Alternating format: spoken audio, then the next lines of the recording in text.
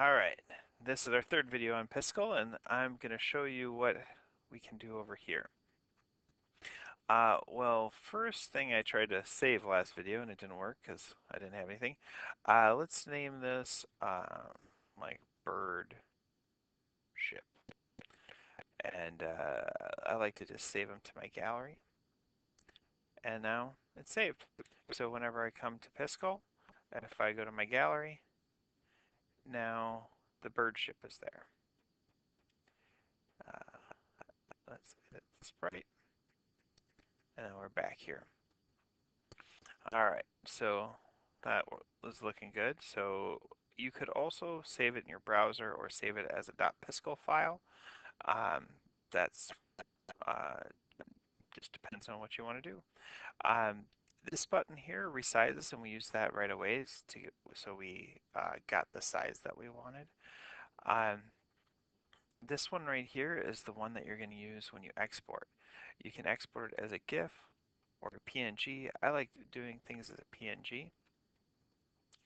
And I would just hit download, and then you can see it downloading in the corner. Um, and when you do that, make sure the scale is at 1. There's been times where the scale has been really big and it takes up the, much bigger than I expected. So when you're doing this, say if I want to use this in a game, I'll have to put this in the same file that my pygame is, my pygame game is in. So I'm going to move her from downloads to my pygame file. So then I can use it in a game. And I'll explain that in a future video, how to do that. Now over here, we can transform it if we want to flip it around.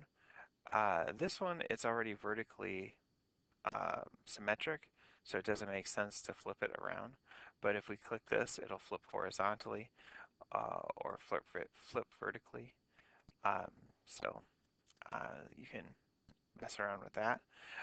This one does things with layers. I'm not going to talk about the different layers that you can do, but you can make more complex drawings with having more layers. Um, and align things to the center. There we go. You can see that just moved it up a little bit. Now, one other thing that I'll explain is that you can add a new frame. Let's duplicate this frame, and over here, let's go back to 1. Let's add some red here, and then let's duplicate this again, and let's add some like orange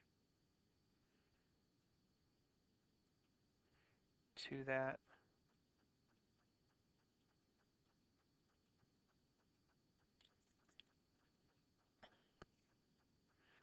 And let's add one more. Oop. And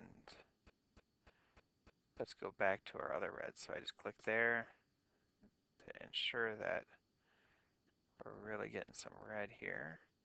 And I want to have some of these be orange, maybe alternating.